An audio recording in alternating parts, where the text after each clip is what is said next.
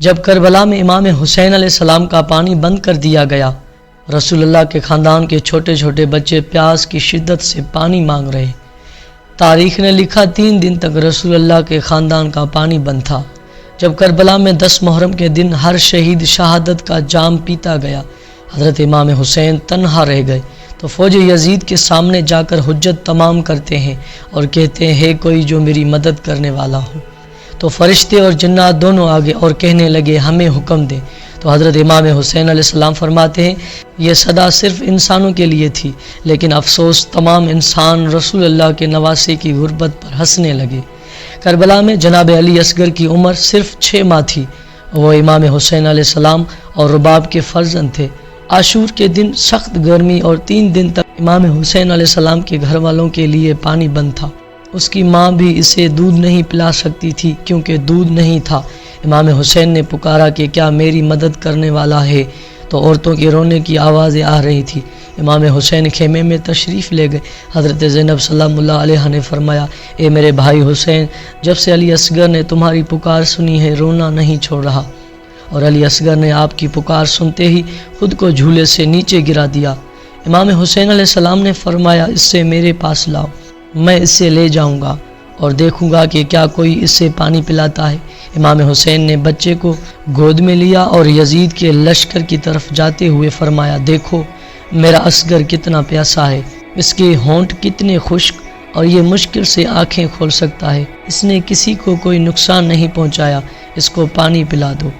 فوج یزید میں آواز آئی حسین پانی تم پینا چاہتے ہو اور نام اس بچے کا لیتے ہو، اگر یہ بچہ خود پانی مانگے گا تو ہی ہم اس کو پانی پلائیں گے۔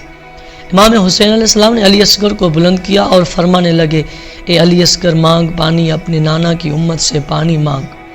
امام حسین کا یہ کہنا تھا، علی اصغر کے لب ہلے۔ علی اصغر فرمانے لگے اے ظالموں، میں تمہارے رسول کے ایک گلشن کا چھوٹا سا پھول ہوں، میری رگوں میں تمہارے رسول کا خون بہتا ہے۔ اے لوگوں میں 3 دن سے پیاسا ہوں، مجھے پانی پلا دو۔ علی اصغر کی صدا سے یزیدی فوج میں دہشت ہو گئی۔ یہ سن کر کچھ سپاہی رونے لگے۔ امام حسین نے فرمایا تمہاری نظروں میں تمہارا دشمن ہوں، اس نے کسی کا کچھ نہیں بگاڑا، اسے 2 گھونٹ پانی پلا دو، اس ڈر سے کہ لشکر میں بغاوت ہو جائے۔ یہ سن کر عمر سعد نے حرملہ کو کہا حسین کی بات بند کرو۔ حرملہ نے بچے کی گردن پر تیر مارا اور تیر کا نشانہ لگ گیا، اور وہ تیر اتنا وزنی تھا کہ حضرت علی اصغر کی گردن سے پار ہو کر حضرت امام حسین کے بازو میں آ لگا۔ امام حسین نے بچے کو بوسہ دیا، پھر ایک قدم آگے بڑھے اور پھر پیچھے چلے گئے۔ حضرت امام حسین علیہ السلام نے علی اصغر کی لاش کو عبا میں چھپائے ہوئے جیسے ہی خیمے میں آئے، بی بی رباب نے فرمایا اے میرے مولا، میرے بچے نے پانی پیا۔ امام حسین علیہ السلام نے علی اصغر کو سامنے کیا اور بی بی رباب چیخ کر کہنے لگی یا مولا، جس نے ہمارے اصغر کو مارا کیا اس کی کوئی اولاد نہیں تھی؟ حضرت امام حسین نے فرمایا اے بی بی صبر کرو، اللہ کی مرضی یہ ہے ہم ظلم سہ کر اسلام کے لیے صبر کریں، کیونکہ ہمارے خون سے اللہ کا دین بچنا ہے۔ امام حسین علیہ السلام نے ذوالفقار سے کربلا کی مٹی میں علی اصغر کے لیے قبر کھودی اور معصوم کی لاش کو دفنا دیا۔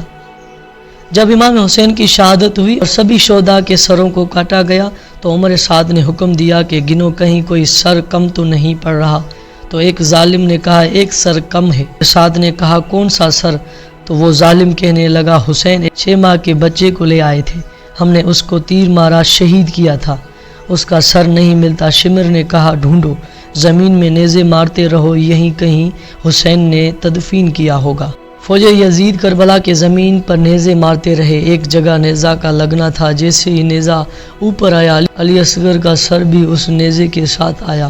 فوج یزید خوشی سے جھوم رہی تھی۔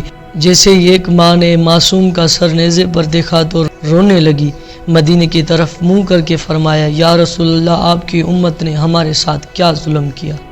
ایک اور روایت میں ملتا ہے وہاں حرملہ نے ارادہ کیا کہ تیر چلائے، پر تیر کمان سے گر گیا۔ 100 بار انشانہ باندھا، تیر پھر گر گیا۔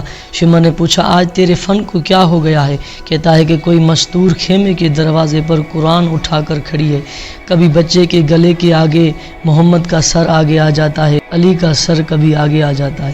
عمر سعد کہتا ہے دیر نہ کر، اب چاہے جس کا سر آئے تو تیر چلا دے۔ ظلم کا تیر کمان سے نکلا، اصغر کے گلے کو ذبح کرتا ہوا حسین کے بازو کو لگ کر گزر گیا۔ صاحب کتاب نے لکھا کہ اصغر نے کروٹ لی اور ساتھ حسین کا بازو تھا، ورنہ تیر اکیلا نہ جاتا، اصغر کا گلا ساتھ لے جاتا۔ امام صادق علیہ السلام اس مقام پر فرمایا کہ تیر کا کام چھیدنا ہوتا ہے، مگر اصغر کو تیر ایک کان سے دوسرے کان تک ذبح کر گیا۔